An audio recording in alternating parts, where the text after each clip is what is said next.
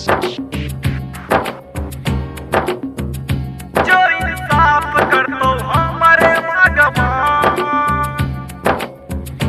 जो इंसाफ कर दो, जो इंसाफ कर दो हमारे भगवान। रिकॉर्डिंग बाय उजाला म्यूजिक राघोपुर सकरी।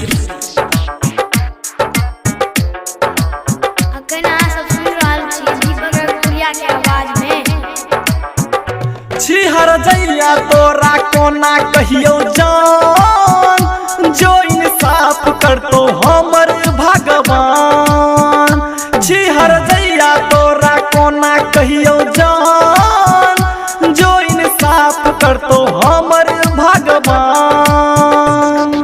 प्यार के हमर कचिया दलही, बैठ के दिल के कचिया दलही, बोला बोला के हम केला काम हे गे जान। छिहर दैया तोरा कोना कहियो जान, जो इंसाफ कर तो हमरे भगवान, जो इंसाफ कर तो हमरे भगवान,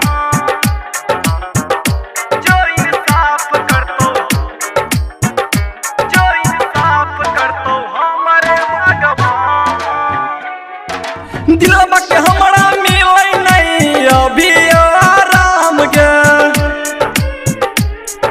दिलवा के हमरा मिलै नहीं अभी आराम गे।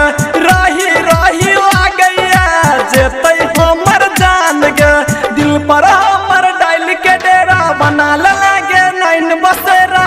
कुछ दिन के लाही आराम हे गे जान। छिहर दैया तोरा कोना कहियो जान, जो इंसाफ कर तो हमरे भगवान, जो इंसाफ कर तो हमरे भगवान, जो इंसाफ कर तो, जो इंसाफ कर तो हमरे भगवान। पीरतिया में पीर देला दिल पर बड़ा भारी गे,